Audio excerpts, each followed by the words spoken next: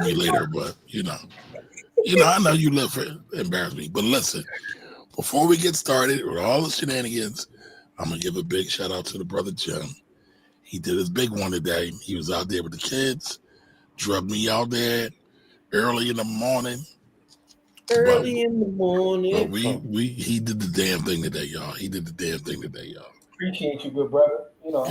It's trying to make Philly great again. But no, we had a ball with the youngsters and the behind the wall and enjoy our time as we always do, man. But it was definitely dope, man. And thank you for coming up, and supporting me out there, good brother. It was dope.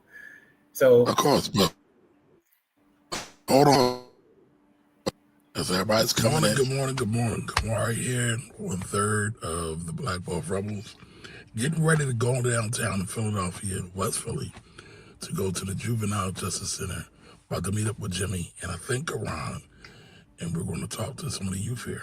So come on over to the other side and I'll tell you all about it. You cooked up a little video, Oh, hold on. Oh, it messed up. Good morning. All right. I was rushing. I was trying to get it together. But listen, we got footage. I'm going to show it throughout the show. Again, Jimmy did a great job. And we had a ball. I really enjoyed myself. No, that was dumb. Steve, don't start with the bullshit, man. Start down with donations. Listen, I can do donations, but I'm going to say this, and I'm going to say it now. I started doing video in the car way before Umar was even thinking about doing video in the car. It's documented. How far back your video in the car go, bro? It's documented. Go back, check my resume. If I'm lying, I'm flying. That's all I got. How far back your car videos go, bro? They go back. I mean, because I got some on YouTube. But we're not talking about you. We talking about me. I just gave you your props. I gave you props. You're right. I mean everything about me. You're right. What's up, people? What up? What's really good, y'all? Thank y'all for pulling up. I see a lot of our folks coming in the building, man, and that's definitely appreciated, man. Shout out. I'm trying something a little bit different. The comments are actually on stage. I know. I peeped that. I peeped that. Yeah, so that's a new feature that they came out with, and I just said, sure, let's go ahead and do it. Yeah, I saw that today. I was like, oh, that's kind of dope. Yeah, what do y'all think about that? But good evening to everybody. And again, tonight we are going to be talking about how I'm a millionaire, even you. So, but what do y'all think about this on air? It's kind of weird. They're trying to get that Twitch energy out here, man. Yo, I want to shout out. I want to give a special shout out. To one of our village members, our brothers. I want to shout out Jarrell. I'll put up a little bit of information about our camp that's coming up. We still are, locking down all the logistics right now. And Jarrell right away sent a donation in to help, for the nation. Because everybody know that we do this out of pocket. We don't ask for anything. Just people in our community really help us do this. And we model ourselves off of the Panthers. So we feed the kids. We play games with the kids. We provide a space for them. I don't model myself after the Panthers, but go ahead. I'm talking about the camp specifically. Not the camp. Okay, I'm sorry. That was kind of like the inspiration when we first started. That's all I'm saying, bro. I'm not saying you model yourself or I model myself. You know what I'm saying? I got it. I'm Tupac Shakur. I'm my own person. With all that being said, Jarrell stepped up right away, sent that chicken through. So I want to give Jarrell a special shout out because he was a member of the village. And he looked out already. And I'm like, damn, we didn't really get fully into the mix, but we already got people looking out. And our folks don't play about us, man. That's one thing I could say about everything that we do is I'm very proud of the work we do. And, we don't have the biggest numbers in terms of following and all that kind of stuff. But the folks that we do have that really rock with us, they don't play about us. And when we, do things for the community, they always step up, always, bro. So shout out to Jarrell and shout out to everybody else who will, because I know that every year when we put the call out, it just is what it is. And this will be our 11th year of doing this. And this year is going to be special because, man, we got locations fighting over us at this point. So we're just trying to figure out what works best for us. But, we'll put the address and everything out, probably by next week by the latest. But everything is looking good, man. So that's cool. Good. No, man. Listen, though. So I think... Go ahead, Kamari. You got it. No, I think I got it. But go ahead, John. What you about to say? No, I was just gonna say, man, I'm on a high right now because this morning, like I said, like Amari said, we were at the Juvenile Justice Center. We spent time with the youth behind the wall. We got to build with them, talk about finance, life, hear their stories, tell them stories, and it was just an overall experience because I always talk about they bring us there to kind of like share with them, but I always learn from them. And another thing, man, I leave every time just feeling thankful and grateful for what I do have because everybody's situation good morning, isn't right here. it is. Oh, okay. We gonna see the full video now? Okay, I see. Yo, don't even looking at that dude again. Yeah. Walk forward, Jimmy. Walk forward. No, you. Oh, I didn't even put him up. All right, so I'm gonna put you on the pen. You said I got your consent, right? You said I got your consent, right? Full consent. All right. So this me here with the high tech glasses. I got. Yeah, you said I got a consent. That's what I said. All right, that's what's up. That's what's up.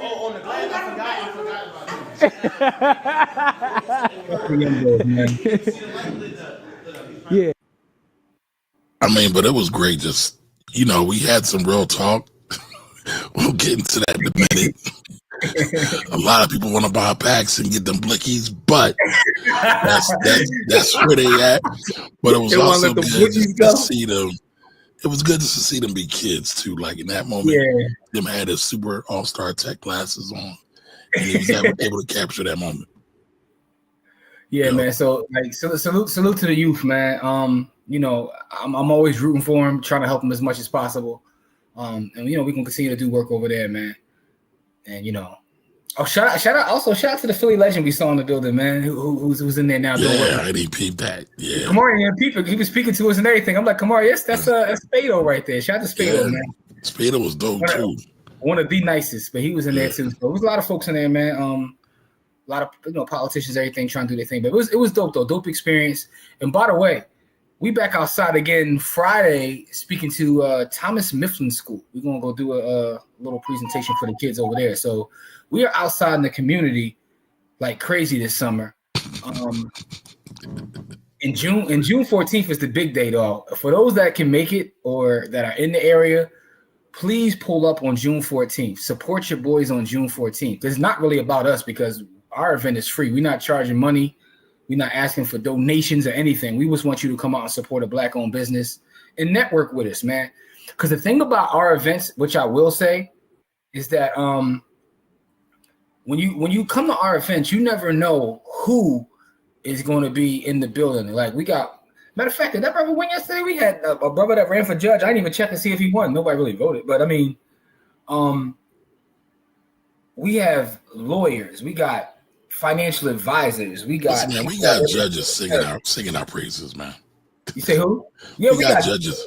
We got judges singing our praises. I say all that to say when you come to our events, man, we're gonna have the for the lack of a better term, we want the talented 10th in the building. So you might be able to bust some moves, man. So please come out June 14th, Coffee, Creams, and Dreams. What is it? What's the address? I know it's on Fair right now. Is it 1452 or 1552? I don't know.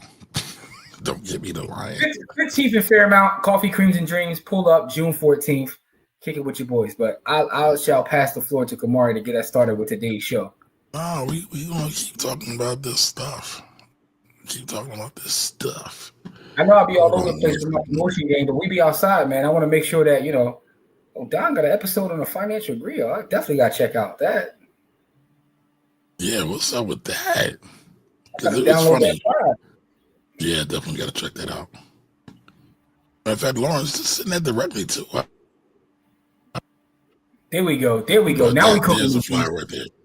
Now we cooking with grease. 1436. That's what it is. 1436 Fairmount Ave.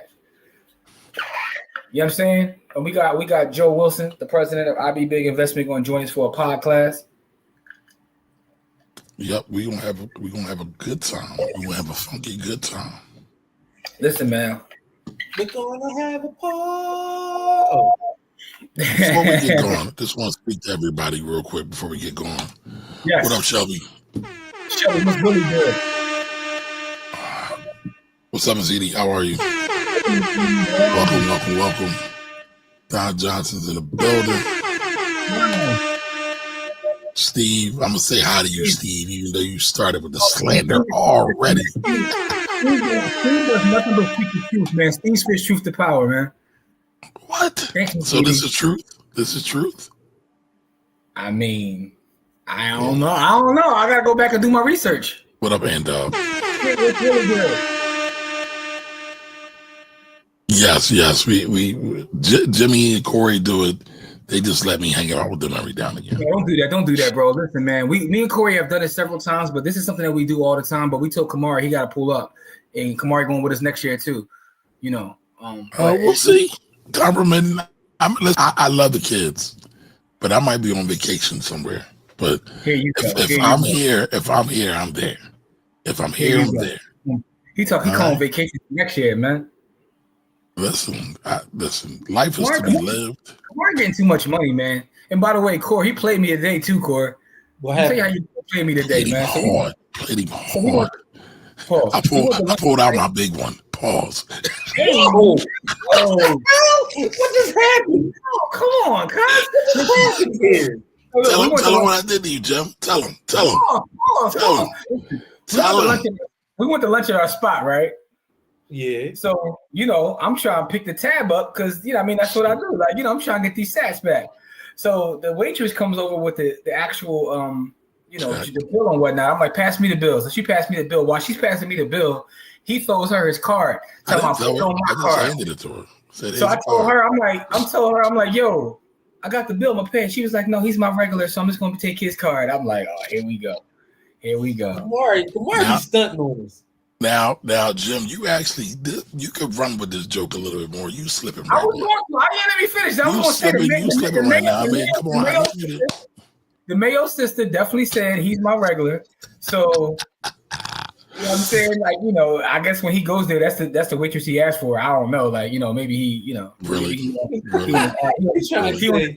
Maybe he on his RG3 joint. I don't know. I don't know. He Wow. Anyway. That one left real quick. I still had to say he played me today, but it's all good. Yeah, right, Steve. Yes, it's going crazy. What's it at right now, Jim? Last I checked, we cracked 110. We was over 110. Let me see where we at right now. We dropped a little bit. We back at 109. Nice. People are just saying like, just thinking we was just talking about you. Yeah. That's listen, man. Part of the village, man. We definitely appreciate it. What up, Rich? Rich was really good. As a matter of fact, hold on. I think I did this, but that's for Jarrell. Thank you for the donation, Jarrell. Appreciate that. Listen, man, the village is growing. I'm so proud of the village, man. Get some more folks in there, man. Send it to your family and friends, man. Tell them it's a free tier if they want to join the free tier. We're just trying to get the numbers up in the village. That is wonderful. Financially supporting a program for children. Congratulations. Thank you, Miss Edie. Now, Miss Edie, I asked you to pull up on Friday. I didn't see you. I don't know. Maybe you watched the replay. But shout out to Miss Edie because she sponsored Friday's Bitcoin giveaway. So shout out to Miss Edie. Miss Edie, we definitely gave you a shout on Friday, and thank you so much. That was amazing. We kind of got away. Jim kind of got away with it. She says, they allowed you to record. Yeah, so those kids gave us their consent. That's why I said it on the video. Like, we got your consent. And they were over 18, I believe, right? Those were. Yeah. Because we had multiple classes today. All of them wasn't over 18. That was the one class with the eldest kids, and they gave us their consent. They was like, you got our consent. So, that's what that was about. So, Jamil, I don't think they're going to put a full video out. They did take a lot of stills and footage, but like I said, a lot of the classes we went to, the kids weren't 18, didn't give, so that was just a small clip of the older kids that gave us consent. So, I don't think the full video will come out. If we were going to do something, more bigger, I didn't even think we was going to be able to record because they took our phones. They took a lot of stuff, our keys. We couldn't bring that back there. I mean, they really are locked down. Yeah. So, and me and Jim, I was going to do a recap afterwards, but time got away from us, so we recapping right now. So real quick, Jim, what did you think about today? I always have a great time doing that. Again, like I said earlier, is I take just as much away from them as I give out to them, Pauls, like in terms of just knowledge, and also get to share that experience and hearing some of their stories. And it just makes me grateful for one, for my village and what I do have. Makes me feel like I need to do more. Because one thing I realize is, specifically in Philadelphia, we got folks online who do nothing but type online about how bad things are, this is going on and that's going on, but they don't do Twitter anything. fingers be They don't actually do anything. And one of the things you learn from talking to those kids is they don't feel heard. And a lot of them just want attention. They want someone to talk to them and hear their perspective. So for me, it's always empowering and it's motivating, right? And I look forward to the other experience we're going to have Friday when we go to the school, because again, spending time with the youth and pouring into the youth, you never know, man. Like some of those kids, like I was telling you earlier, like we've been doing it for so many years that some kids, they end up back in the system. They no longer with us, but it's always about just catching that one kid or helping a couple kids change their life. And I got those testimonials as well. Is all worth it. It's definitely all worth it, man. Like, shared experience is everything, man. So, something we're going to continue to do, continue to build on. And listen, by the way, if you're in the area and you got like a look, even if you're not in the area, you got a school or something you need us to come speak to or come share some energy with, let us know. That's what we do.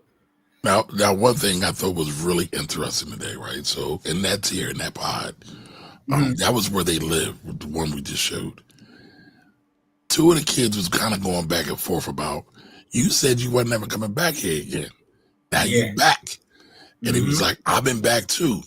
So recidivism, the in and out of the prison system thing is really crazy. But they were holding themselves accountable a little bit. Yeah, yes, they were. Yeah. Shout out to those young brothers, man. I'm wishing nothing but the best, man, and it's hoping for the best, man. But it's definitely dope. Check out Don's interview on the Financial Griot podcast. Shout out to Lawrence. All right. That's our brother. Shout out to Lawrence and Don. And shout out to Don. Don is our guy. So I'm checking that out. I'm downloading that to listen to it tomorrow. Absolutely, and they're gonna have a good time. I can tell them too. Gonna have a good time. But it's funny. I've been thinking about it. I would love to open the floor up to more of y'all in the village for y'all that want to come on and chop it up with us sometimes. Yeah, we'll absolutely. Definitely start doing that on Fridays. What up, Champ? Champ was really good.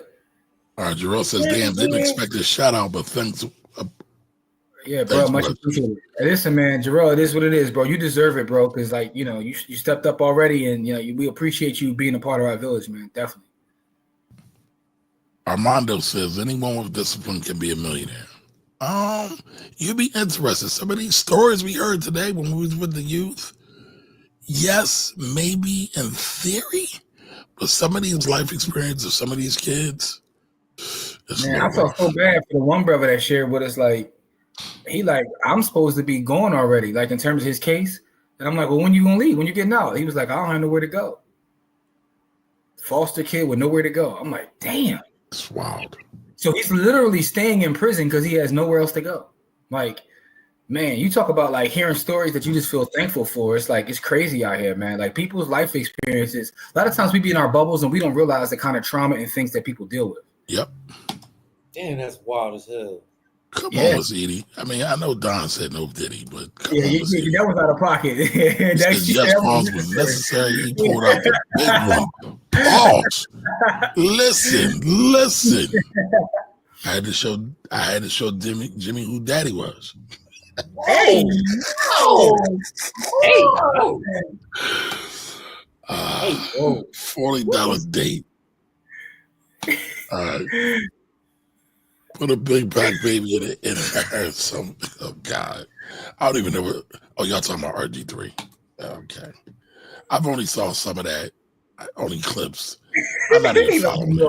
I'm not even following it. Like RG3. And listen, that's what she said. She said he's one of my regulars. So Here we go.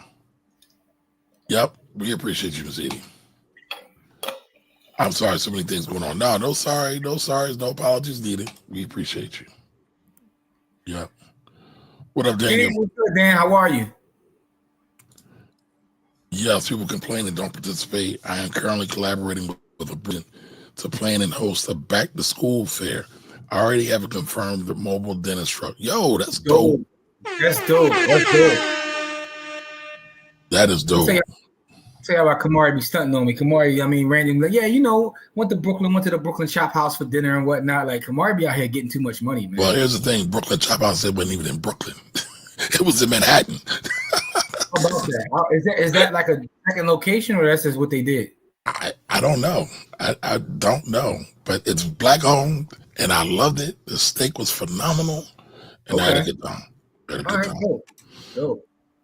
Yep. That's spot spell check, yeah. Okay.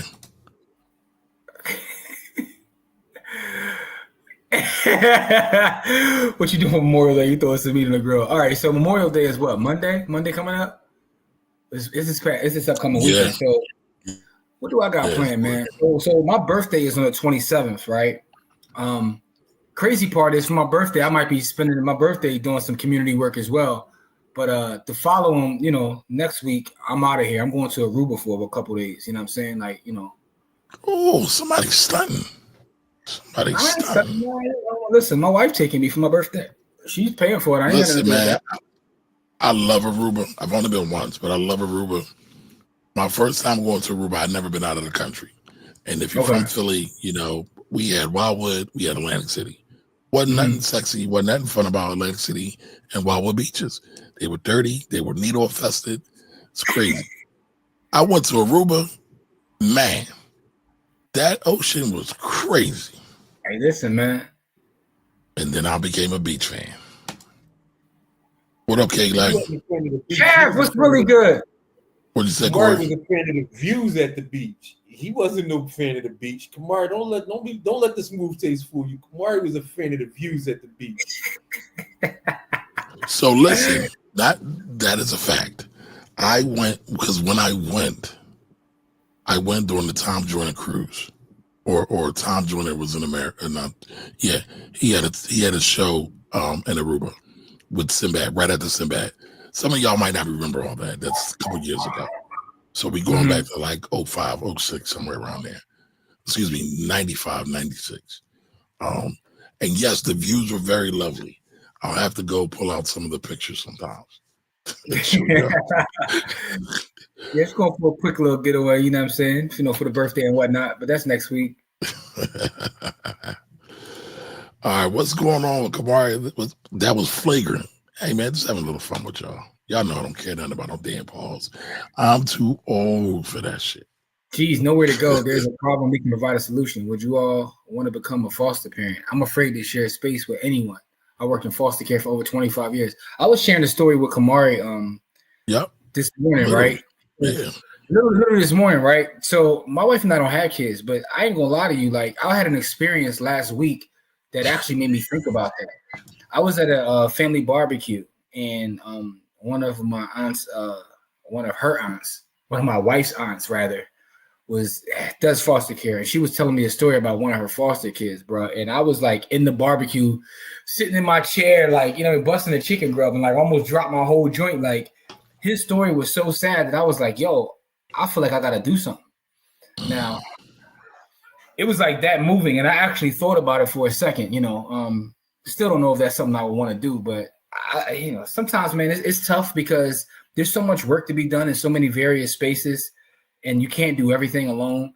But I often feel like I should be doing more, and you know, it's something I struggle with. But it is what it is. All right, hold on. Andy says, bro, just came in the chat, and Kamari had the wild pause-worthy statement. Whoa. Listen. Kamari's smaller, man. Ant, what's good? K-Lang says, yo, Kamari, that closed caption spelling with name with a K. I don't have no control over that. Yeah, that's white supremacy. Thank you so much for that. May 27th, though. Oh, you May 28th, Gemini. Okay, all right, Kev, you May 28th. All right, that's what's up. Me and family went last year. Definitely was a great time. Dope. Okay, all the rich guys is there. Dope. Kamari was a fan of the views. Don't fall into that. Kamari was in the Tom Jr. Corey doing the wobble with Roland Martin. Wobble with me. Get in there. Yeah. All right. Dr. Sev Talks Money says, I thought about becoming a foster parent, but I'm scared because some of these kids have a lot of issues. Not that it's their fault. Crazy part, I thought about that too, but there's some foster kids that are like just born already in the system, So, but if you take one of the older kids, like I thought about that too. But like I told you, it's just something I struggle with in terms of like thinking, am I doing enough, right? Because there's so many issues that we face as a people, man. And because I do some of the work I do, and you hear some of these stories, man, they're like heartbreaking, man. They're heartbreaking. So you have nieces and nephews just as important. My uncles are the truth. Concussion voice. Tell the truth. But listen, I do have those, Kev, and our uncles are very important. My uncle is my hero. Like one of my uncles is literally my hero. So I agree that those are important. And like I said, it's just something I struggle. I think about from time to time, like, could I be doing more? That's all. Like we made a decision, like, yo, we're gonna travel and not have kids. But then sometimes I see these situations and it's like, am I being selfish? And I question myself. That's all. No, I mean, I really think it all depends on how you want to get in, where you feel you put the most value. Mm-hmm. I don't know if it's selfish, right? Everybody can't do everything. Mm-hmm. And an exhausted person is no good to anybody. So that's true. We our heart, because my heart goes out to him. I just know I'm struggling with my dog. I damn sure know I don't think I can do it with foster kids.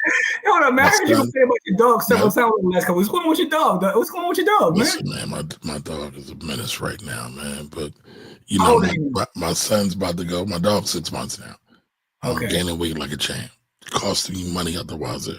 And my son's about to go to college.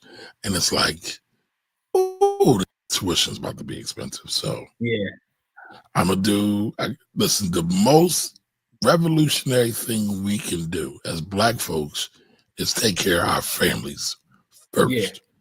Because, the people, do everything they can to separate us, and always have and always will.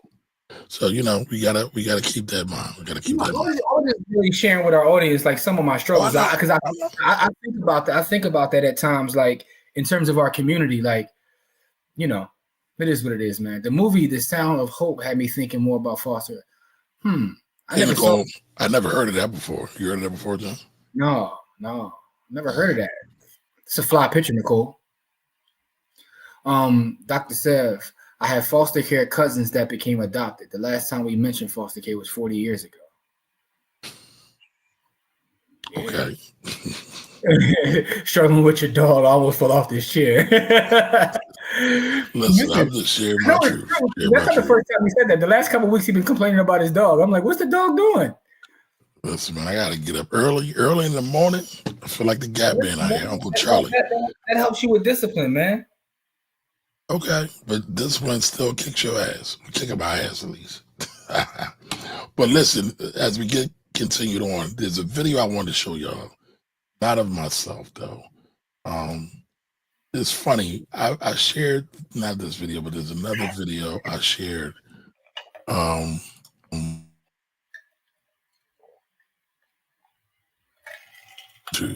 no views. On Facebook, it got like 1 million views. So I always find that interesting. But as we set this up, this is the video of, I want to say his name is Mr. Earl. This is a man who makes $12 an hour and was able to amass a whole lot of money. He didn't make a whole lot of chicken, y'all, but this is our first example tonight of how anybody can become a millionaire. Shout out to Earl Crawley, man, Uncle Earl. Not long ago, I met Earl Crawley. Hey, how you doing? But everyone here calls him Mr. Earl. Yeah, we can talk about some finances.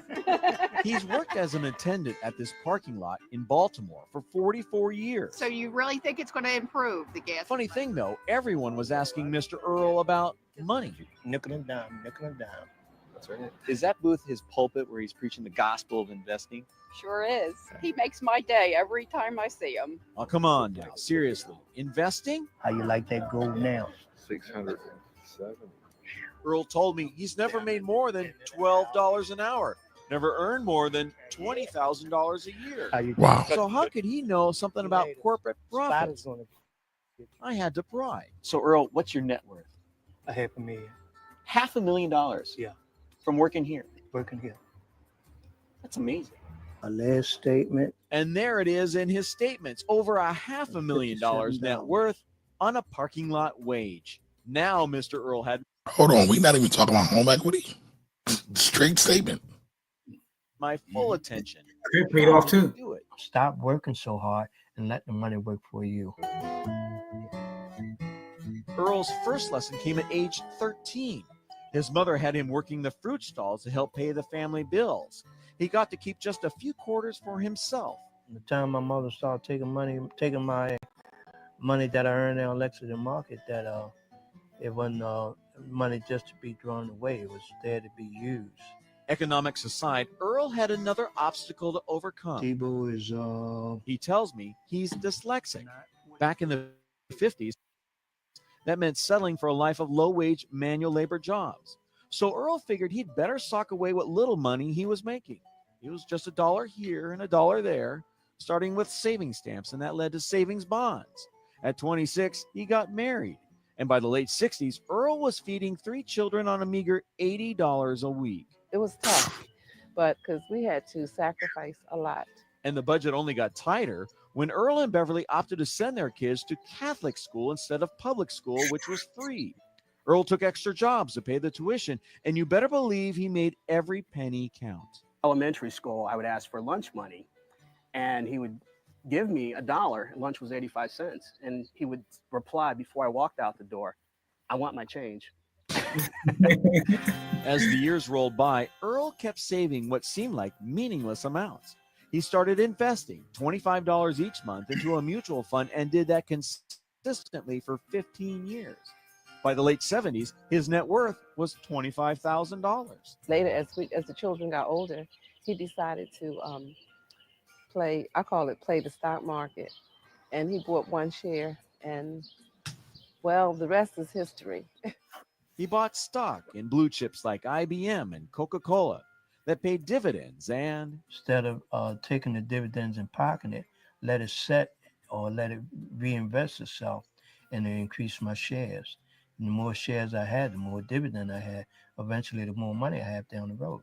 So where did the so-called slow learner learn so much about mutual funds and blue chips and dividend reinvestment plans? We're going to split this year. It all comes back to that parking lot. And this is my favorite part of Earl's story. You see, his lot is smack dab in the middle of a financial district where he picked the brains of brokers and bankers and lawyers for their financial advice. What's going on? You got any advice for me today in the markets? No, I'm just trying to find out something from you. All right. Talk to everybody and listen to advice that everybody give me and take it from there. Earl, why don't we take a look at what you've got in the portfolio now? And Earl had trouble reading, so instead, he listened.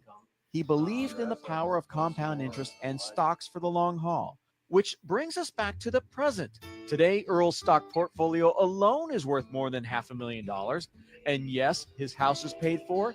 And no, he doesn't carry any credit card debt. he's somebody to emulate, not only as an investor, but as an individual, and how to live your life and make the best of what the Lord gave you. Now, Earl is paying it forward. Here comes Brenda. He's gifting shares from his portfolio to people like Brenda Thomas, who never dreamed they could have enough money to invest. And that was Coca-Cola. Because you told me to reinvest my dividends, I now have 77 shares. I'm excited about it. I wouldn't have it if it wasn't for Mr. Earl. And he made it so easy. If you don't have the money for the And whole not share, only is he gifting this shares is, to a local church, he's starting an investment club there to get everyone investing. Our goal is every member of the church will own stock, and then they're going to transfer into their family members. So starting here, it's just going to blow up. It makes me feel good to see someone actually going on and took my advice and went on and did it. That's really a good feeling. So from his little green shack, Earl is helping others and preaching the gospel of investments. And at the end of my day with Mr. Earl, he told me his good fortune happened not in spite of, but because of his disability. I always used to say that I must have been the dumbest thing in school or the dumbest thing to couldn't learn, but God gave me the gift to listen and act behind it, and it's one of the best things ever happened to me. Ooh, shout out to Mr. Earl. Listen and act behind that. What do y'all think about that? I mean, that's a story that me and Corey also covered this on another pod years ago. It was great watching it again because I forgot parts of the story until you replayed the whole thing. I think the dopest part about it is him paying it forward, right? Because he got the information, he got the knowledge, you know, and now he's paying it forward to people in his church. He's literally gifting shares to people.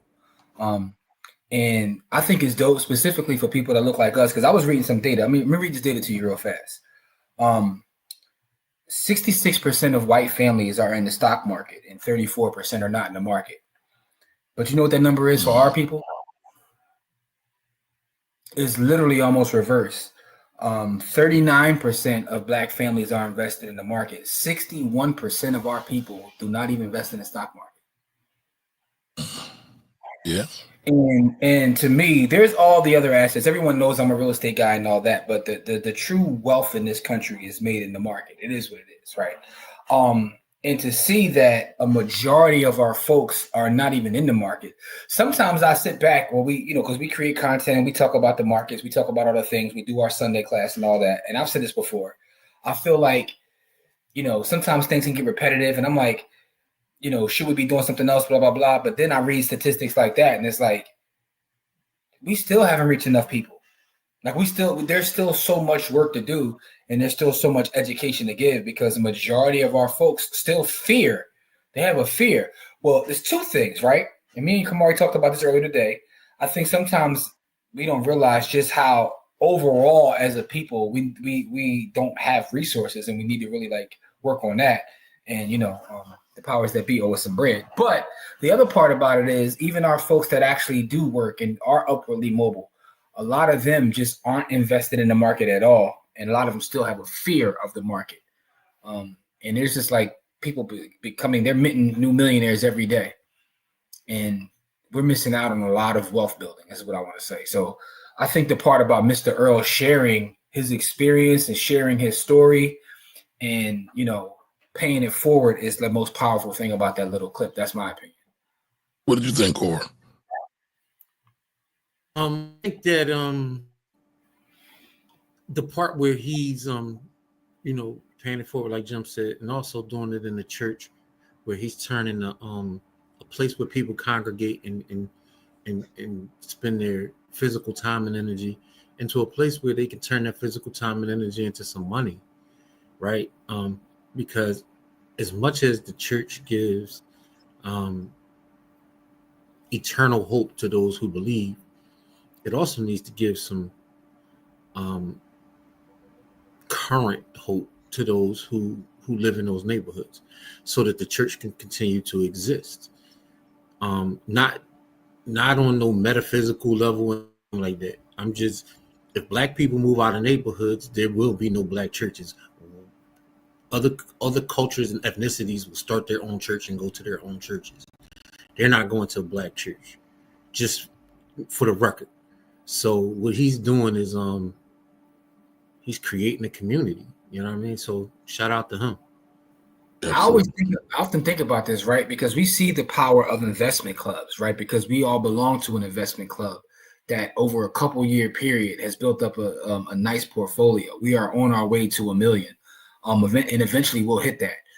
And I think about what we've been able to build over a short period of time collectively. And I often think about a lot of the black churches and black organizations. And I'm like, what if they would have had, think about the Divine Nine. You think about the black churches, all of the organizations we had. I'll tell you one black church that did do it. Zion. No, I'm just saying, we always talk about the Dr. Reverend when we talking about, when the man whose space we're about to be in. Yeah, but no, what I'm saying Zion. That started as Zion Baptist Church, though. Yeah, Zion Baptist Church. But what I was saying is, what if every church or every organization just had one component where they all had an investment club, right? I think about this often when I talk to people who are members and high-ranking folks in the Divine Nine, and it's like they always raising money for this and raising money for that. I'm like, what if they all had like an investment club with the amount of members they have like globally? I always think about that. Like if a lot of our like organizations that existed even historically. I mean, I think I do think about that. I wish they had an investment club. Also, I wish they had an active stance in investing in Black business. Also, I wish they had an active stance in investing in politics as well. They did some stuff during Obama, and I know everything's not publicized, but it's not an active, ongoing thing. All of those things, in my opinion, should be publicized and shown that, yeah, we don't just party, because they don't. We do stuff in the community, charitable wise and economic wise. We do it both. That takes leadership, man, because I told you, like, coming into 2025, one of my things is about institution building, which is why I've been trying to get more active with the Philadelphia Association of Black Journalists, which is why I've been like getting more involved in terms of IB Big and what we're doing with the investment club. But one thing I can say is that is one of the things that irritates me. You brought it up. You just triggered me right there. Because there are other organizations that I try to participate with just to build with people that look like me. And all they want to do is throw damn parties. And I'm like, dude, we got to get down to business. There's too much work to be done. There's not nothing wrong with partying, but if all you're going to do is party, like, take me off your list and I'm blocking you. You know what I'm saying? Like, we got work to do, man. Like, I like to have fun, but come on, y'all. Yeah, I would agree. I would agree, homeboy. Yeah, man. So, but there's a number of stories like Mr. Earl. We found a couple other stories as well, but I think the Mr. Earl story is the one that resonates the most with us, man, because, you know, Mr. Earl, $12 an hour, bro. Yo, $12 an hour, dog. It takes 3 hours to get a date. Like, what's going on? Like, what? You know, that's not even a lot of money, man. Did you just say that? Did you? I'm just saying, like, $12 an hour is not a lot of bread. Like, I work a whole half a shift to get a date. Absolutely crazy. Mr. Earl was a married, committed man. He wasn't thinking about dates. I'm just saying in general, like the fact that he was able to leverage that and to do what he did, is just absolutely work, amazing. Because, like somebody amazing, said, bro. compound interest do mad crazy work. Because Mr. Earl was working out there for pennies on the dollar, bro. Yeah, man. Hey, Don, I'm joking and whatnot, but I thought about Don earlier. It's this bull on TikTok, right? Yo, you talk about people find new ways to create content. So this dude is in California and he's on the skateboard. But what he does is he records himself pulling up to ladies of the evening, I shall call them streetwalkers. And what he does is he tries to get their number. Like he tries to talk to them as if they're not doing what they're doing. He be like, so he calls it practicing his riz on streetwalkers. But it's hilarious content. But I was like, yo, people be sitting in the crib thinking of ways like, what I'm gonna do to go viral on TikTok? Like they think of this crazy content, man. Like our folks are really creative. But I was watching his video today, just dying laughing. You know, it is what it is. It's like the old gold digger videos on YouTube where dudes get the cars and they try to talk. Yeah, y'all know what I'm talking about. For all of my YouTubians out there that spend time on YouTube like I do. Lord have mercy. It's a new version of that though. All right, anyway, so we have another one. And Jimmy, I didn't get the chance to read this whole thing, but I thought it was interesting. Right? She ran rings around. This IRS auditor secretly turned a $5K nest egg into a $22 million fortune. Here are 3 simple strategies that made Anna Schreiber. Say that name. Yeah, I know Schreiber. I'm laughing at Thunder's comment, but anyway, Ann Schreiber, she turned 5K. She's an IRS auditor. She had 5K and turned it into a $22 million fortune using some of the same principles and ideas that Mr. Earl did. So, she never brought home more than $4,000 a year or received a promotion in her 23-year IRS career. But when she died at the age of 101, the former auditor had amassed a fortune over $20 million. She believed that she was held back due to being a Jewish woman, and she retired at 51 in 1944 with just $5,000 in her savings account. And she flipped that all kinds of ways and got that up to 20 million. Scroll up a little bit, Kamari. Okay, you know they're gonna hit us with a couple ads. All right, so over the next 5 decades, she turned that into a portfolio of carefully selected stocks, launching herself from an unremarkable first career into a stunningly successful second act. You think Warren Buffett, you know the guy, he's good at this sort of thing. Her lawyer, Ben Clark, told the New York Times that she died in 95, but she ran rings around Warren Buffett. So a little bit about her story. She was extremely frugal. Even while growing her substantial wealth, Schreiber kept a frugal mindset, choosing to live off just her small pension from the IRS and her Social Security. And that was what her broker told the Washington Post. She wore the same black hat and black coat every day through summer and winter. She walked to work to save on bus fare.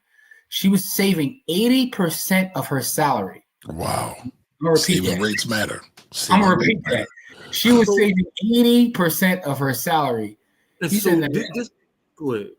No, I was just going to finish reading what it says. It says that according to Money Magazine, that he didn't think that Schreiber spent more than $2 on food in a week. In those days, you can get a hot dog and lunch for 15 cents, but I know she found an even cheaper price.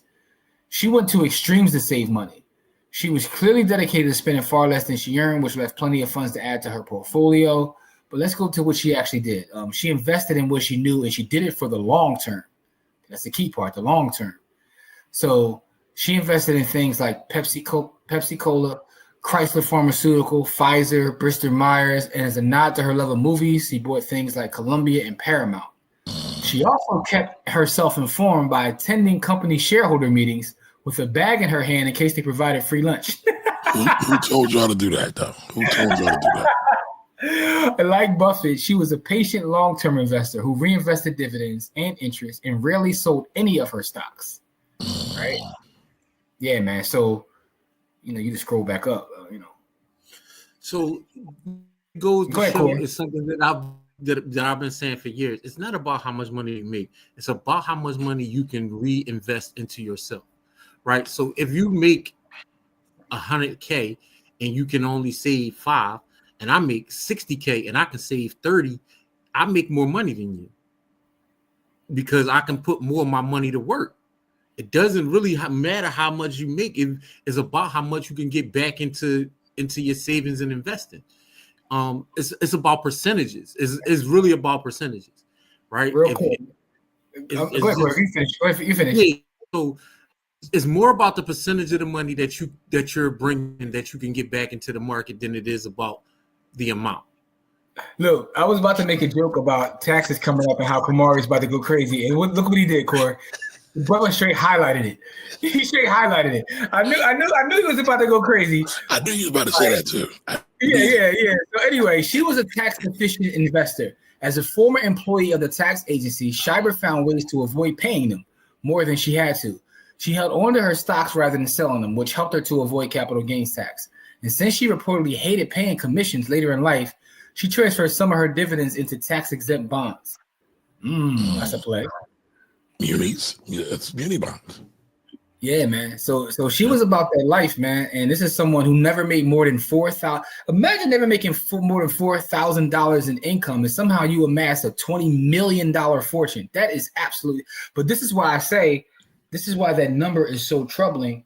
That over 60% of our folks don't put it in the market because there is no other vehicle that can give you these kind of returns, even over a long period. There's nothing else you can do this with. Bitcoin, obviously, but I digress. For now. I mean, listen, man, Bitcoin is built from a technological standpoint to go up forever, but I digress. She planned to leave her money to education, which as a charitable donation. So another thing about her story, which is similar to Mr. Earl, is a lot of these folks that you see who are everyday millionaires are very philanthropic later in life. And Mr. Earl is like putting this whole church on and giving away stock. So, man, so salute to Schreiber, man. Mrs. Schreiber, figured out a way to turn $4K in income to over $20 million. That's bonkers. That's bonkers, especially when Kamari be spending 4 bands on this dinner. Like, Schreiber took 4 bands. I mean, like, when he be going to Brooklyn Chop and whatnot. So she took 4 bands and turned it into 20 million. That's nasty work. That's crazy. So salute to her, man.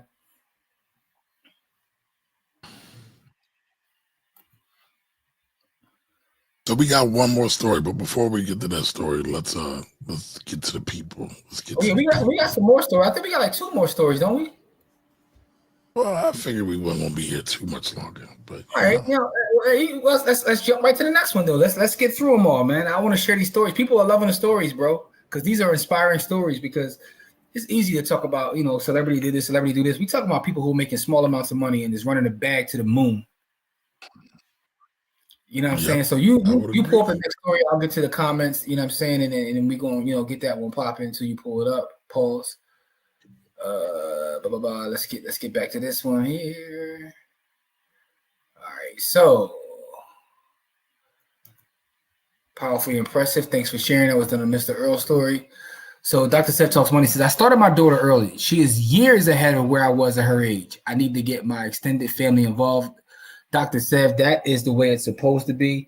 I often have this saying, I'll be like, look, if you're not a little bit jealous of the next generation, then it's a problem, because you should put them in a place where they are ahead of you. So I think that's amazing that you're making the sacrifice to put her ahead of you. Look, I got a great nephew right now who already got a brokerage account, and he's like 6 weeks old. He already got Bitcoin. He already up on his Bitcoin. You know what I'm saying? Because that's what it's about. Jarrell says he made the best of his environment. Speaking of Mr. Earl, utilized the knowledge around and applied it. That's dope. And then he brought it back to the people. I think that last part is so crucial. He brought it back to the people. Jarrell says he was not playing about his bread though. Told dude better bring back my change. He told his son yo, I'm gonna need that 15 cent, B. Stop playing with me. You know what I'm saying? Agree, Corey. He's teaching stewardship where most churches focus on giving. 2 separate things. Facts. Yeah. Miss Edie says, like the susu. People trust the susu, but fearful of investing in the stock market. Trustworthy leadership. It's down laughing at the 3 hours. You know what I'm saying? 3 hours to get a day that's terrible. I mean, listen, it's true. Thunder slandered me. Thunder said, I just came on the phrase streetwalker. Of course it's Jimmy. That's Kamari building that narrative around you. Don't believe that, man. Listen, Thunder said that, not me. I mean, we know Jimmy mentioned the SW every time we broadcast. I support all Black-owned businesses. All right, Dina says, I'm loving these stories. So that's what we want to get. We got a couple more for you, Dina, before we get out of here. Miss Edie's Kitchen graduated from Yeshiva University. All right, that's dope. I didn't know that. Miss Edie, are you Jewish? I didn't know Black folks could go to Yeshiva. Oh, that's dope. Shout out to all the Black Jews out there. I was watching a video. I'm going to share it with you later, Kamari. I should have shared it before we come on the show. It was Little Richard, who was, I don't know if he was joking or not saying he was Jewish. But Little Richard was on this interview talking about all the people that he put on. I was like, whoa. I didn't know that. A lot. He put on the Rolling Stones. He put on the Beatles. And the Beatles, yes. He put on James Brown. He put on, he put all these folks, he put them all on. I was like, yo, I didn't know all that. I didn't know that part of his history. But he was also talking about being Jewish. That's what made me think about it. All right, so Thunder says Little Richard should be studied. He is definitely a hero. I didn't know that. I had no idea about his body of work. Anyway, Thunder says, speaking of capital gains, I heard the governor of Texas passed a bill where there will be no tax on capital gains. Ooh, I didn't know that. What does it mean? What do I think of that? It thinks that, Corey, you looking for a neighbor down there? What's going on? Hey, listen, Broski. I'm just saying. Man, I already created a neighbor, man, because Dr. Chas is the street from me. She ran the same play we did.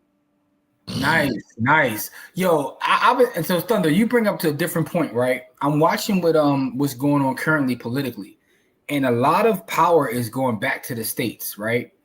So it made me think, what is the long play? What are they doing by giving so many so much power back to states? They're giving state rights to kind of decide on a lot of different things financially, socially. And I'm like, what does the future look like? I think the future, just me thinking out loud, is states competing for residents. And I think we'll see a lot of people who probably in the past weren't willing to get up and move, willing to go to a different state, because I think states are going to start doing things like that to compete for residents. Well, they've been competing. I mean, but now it's definitely stepping up. I think it's going to be open competition where they're going to start doing diss tracks, yo, leave your little raggedy city of such and such and come over here, join Death Row. You don't want your governor all in the videos. You don't want your governor all in the videos. Oh, man. Yeah, I think that's what we're doing. Oh, I think we already answered Jamel, that. I'll probably do something better, more refined on that video, and it'll be in the village. Okay, at yeah, some yeah. point. Come to the I village don't know. for it. I don't know when though. I don't know Okay. when. That was a good story. We got a couple more stories. Miss Schreiber lived in a rent-stabilized apartment. That helps. Rent is ridiculous in NYC. That's why everyone is leaving. Yeah, folks be running them plays on them rent-stabilized apartments too. They was trying to bring that to Philly, but nah. Damn, Texas on that wave. I was just looking at that. Also, but it's happening in Missouri. Also, look, Missouri, but trying to bust a move too. I've been watching the TikToks of the youngster who bails out pro. They look in their eyes are full of hope, and after he bails them out, the pros. Oh, yo, Aunt, send me those. I ain't see that one. I gotta see what that content is. Yo, that's crazy. No. People be on. Yo, what I tell you about the kids in TikTok is this, right? There's a lot of social media. The kids on TikTok are very creative. Sometimes it's nefarious behavior, but. But they're creative in their content creation. Don says Kamari was debating the importance of SWs earlier this week. Okay, thanks for letting me know, Don. Thanks for letting me know, because he tried to paint this narrative. Damn, Don, I forgot about that. What did I say, Don? Remind me. Because he's probably talking about Mike's show. Because Don be on me with me over there as well. I attended my master's in social work degree from Yeshiva University. Where's Zeller School of Social Work? Okay, all right. Okay, that's dope. Congratulations. It says things competing for residents. That actually sounds plausible. I think it's going to happen, like really out in the open. Well, no, I mean you're seeing it happen now. A lot of people are leaving California and going to Texas, right? Yes, they are, or Vegas. Yeah, you're right. People, yeah, Vegas or Nevada to be more specific. Because people are also going to PR as well. Reno, Nevada. The product. I really mean it. All right, my fault. You don't want your governor on the videos. I attended that concert at NYC when Shook said that during the second annual Source Award. Oh, you was in the building. I can only imagine the tension. Listen, man, I can only imagine the tension. The tension had to be crazy. They say Puffy could have set it off if he really wanted to. Man, I don't want to get into any sort of talk about that man right now. But with that being said, though, let's get to the next story. You got the next story ready, Kamari? Here we go. 96-year-old secretary, right? These people be living forever, too, by the way. 96-year-old secretary quietly amasses fortune, then donates $8.2 million. That's crazy. Crazy. Right, let's get to her story. So scroll down some more. Sylvia Bloom was the legal secretary from Brooklyn. So let's get to the article, though. Even by the dizzying standards of New York City philanthropy, a recent $6.24 million donation to the Henry Street settlement on the Lower East Side was a whopper. It's the largest single gift from an individual to the social service group in its 125-year history. It was not donated by some billionaire benefactor, but by a frugal legal secretary from Brooklyn who toiled at the same law firm for 67 years until she retired at 96 and died not long afterward in 2016. Her name was Sylvia Bloom, and even her closest friends and relatives had no idea she had amassed a fortune over the decades.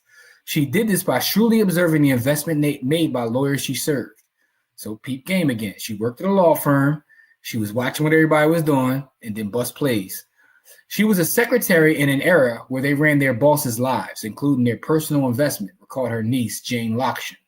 So when the boss would buy a stock, scroll up, she would purchase it for him and then buy the same stock for herself, but in smaller amounts because she had a secretary's salary. Since Ms. Bloom never talked about this, even those closest to her, she never talked to anybody. She cultivated more than $9 million among 3 brokerage houses and 11 banks, emerged only at the end of her life. An oh my God moment, said Mrs. Lokshin, the executor of Mrs. Bloom's estate. I realized she had millions and she never mentioned a word. I don't think she thought it was anybody's business but her own. Salute to her for being able to keep that quiet. Salute to her insider trading. My fault. Well, she didn't necessarily take their legal work and invest that. She was just basically copying their trades.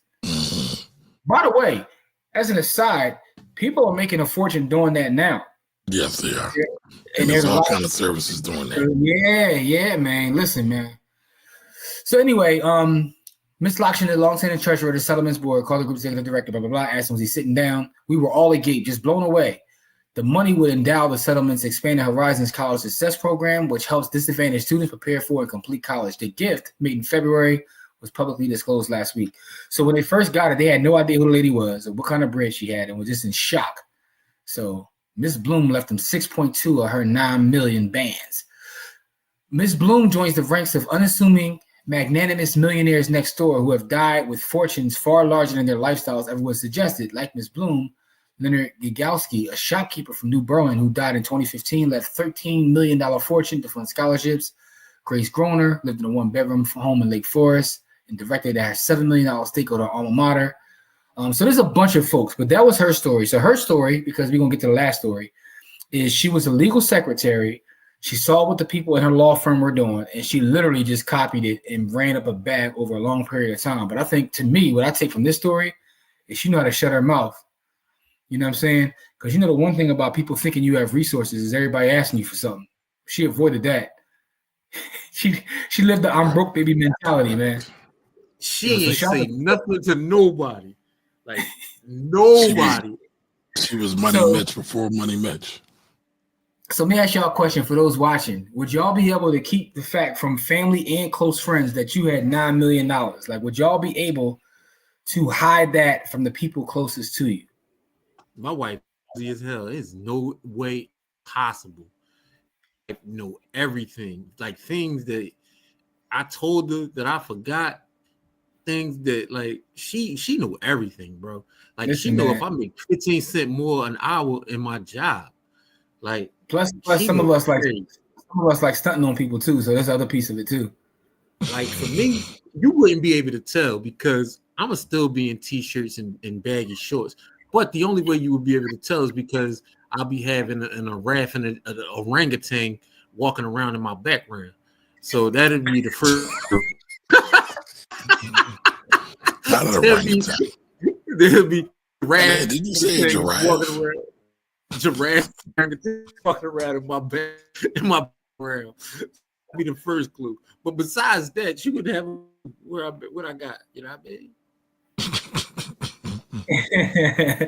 All right, so oh boy. So with that being said, let's get the last story so then we can get out of here. But we got one more story we want to go over real fast of the millionaires next door. Just to let everybody know that, you know, not really about income is what you keep and whether you got that discipline to build over a long period of time. While Kamari finds that article, let me get to article. I was reading more of the other article. I was being newsy. Yeah, stop being newsy, man. So no. Miss Shiver has hella discipline. They are coming to Vegas and making 200K homes, 800K homes. We pushing them numbers up on y'all. I think it was about not having restrictions on watching, you know what I'm saying, watching Prime.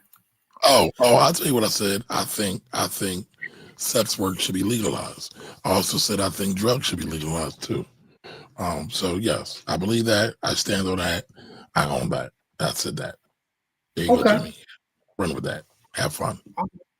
I mean, listen, I know you're trying to paint a narrative and all that, you know what I'm saying? But, you know. I don't have to paint it. Thunder said it. I didn't say Nathan.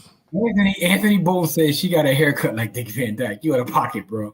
CP Guy says that 61% stat doesn't surprise me about Black folks investing. From my personal experience and what I see, we have a significant amount of misguidance in what we value. I'm very concerned for our future.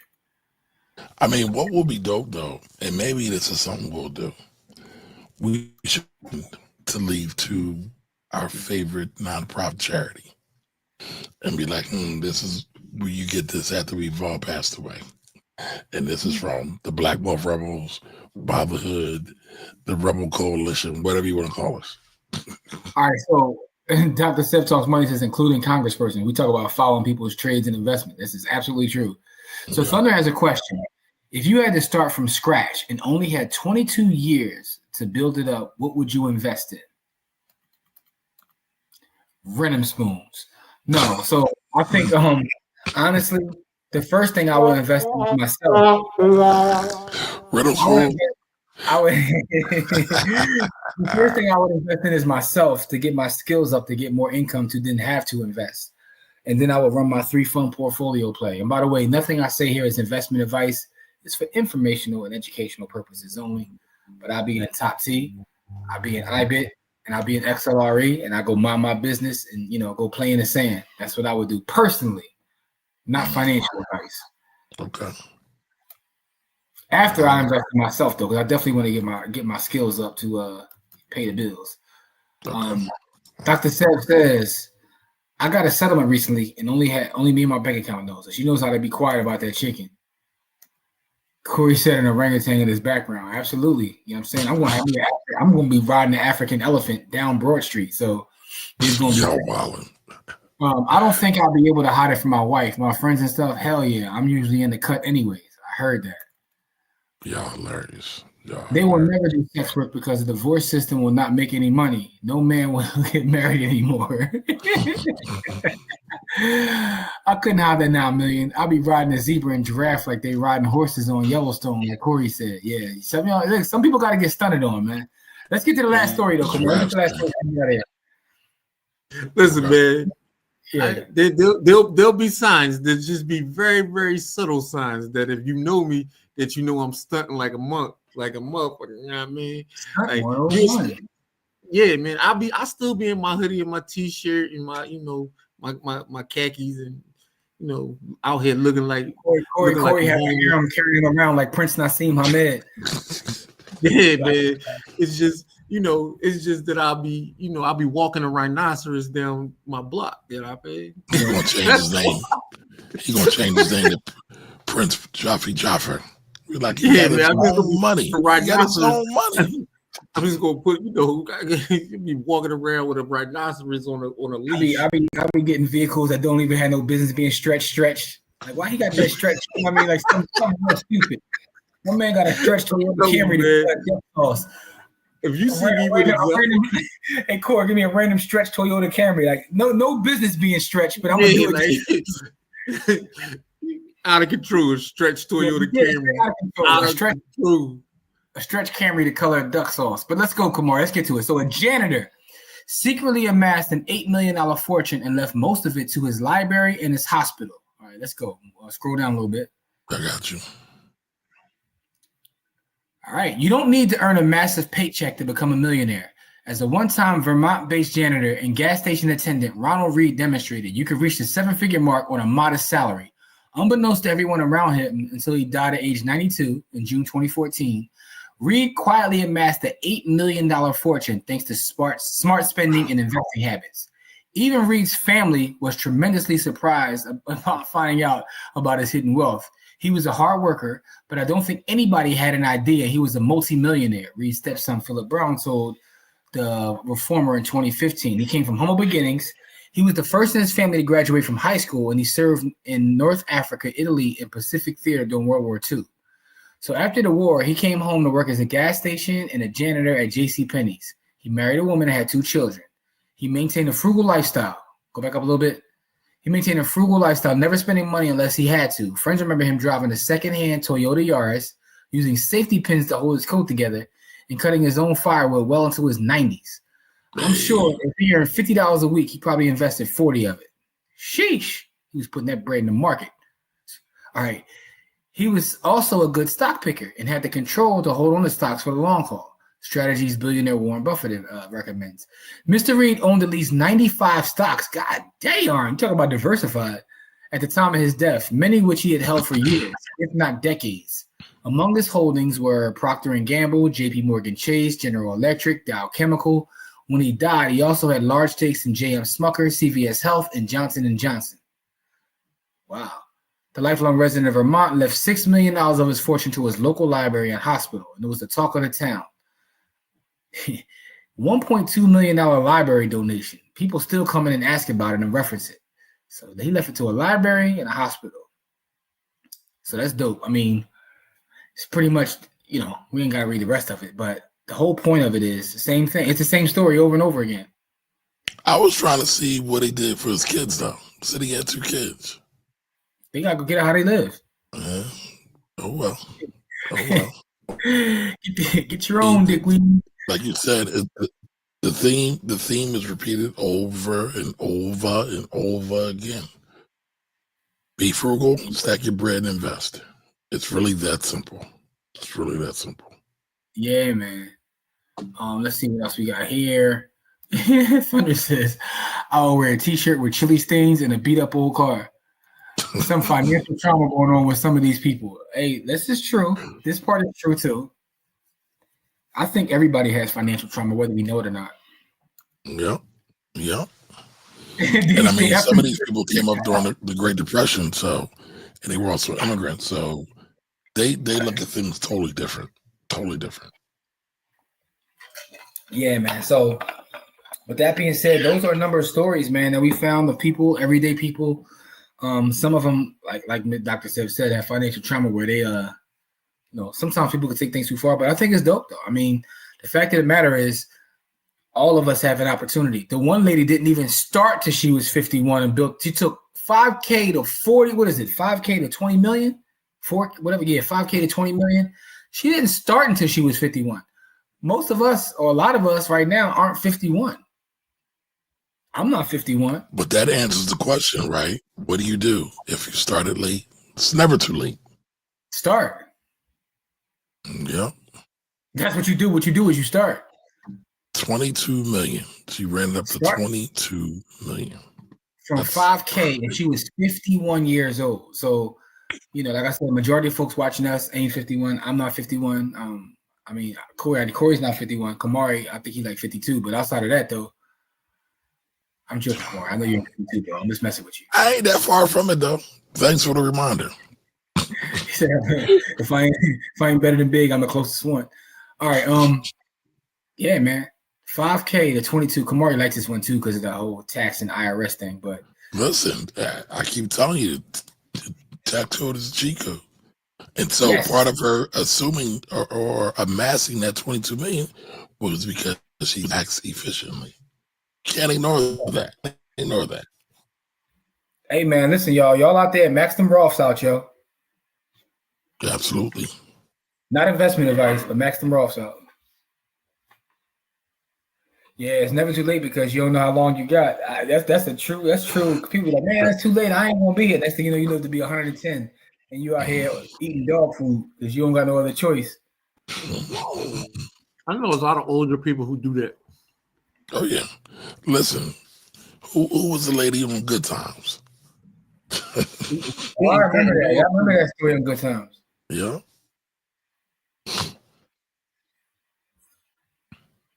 You think she played options? I don't think she did. I mean, I don't know. I mean, from what it says, it was just all long term. There was no options, no leaps, no short term, no day trades, no nothing. I mean, Jimmy actually says this every Sunday, right? You don't even have to do options. You can just buy and hold and be cool. Just relax. CT, I'm not sure what comment you're talking about being worried for our folks. If that's what you're talking about, I'm worried for our folks every day. So, I don't know what comment that was in reference to. I started in my late 30s when I came to this country. Not a millionaire, but I was able to walk away from my job and rebuild after divorce in my late 50s. Never too late. Salutes to you. Salutes to you. Dog food at the neighbor on Good Times. Damn. It was cat food, actually. You talk about a traumatizing show. You ever try to watch Good Times now as an adult? And you realize, like, I was in the crib laughing. Anyway, man, that's our show for today. Friday. What we talking about Friday, Kamar? You know already? Bitcoin. Yeah, Bitcoin keep moving. You know what I'm saying? Side note, if you're already in the village, this week's episode of Stack Sats at Dodge Tryon is already available. You know what I'm saying? 2 pods. Shakur dropped 2 pods already for the village. So, Now, we did say we were going to talk about leverage this Friday. We got a pretty interesting story. And like I said, we changed Corey's name to Rick. So.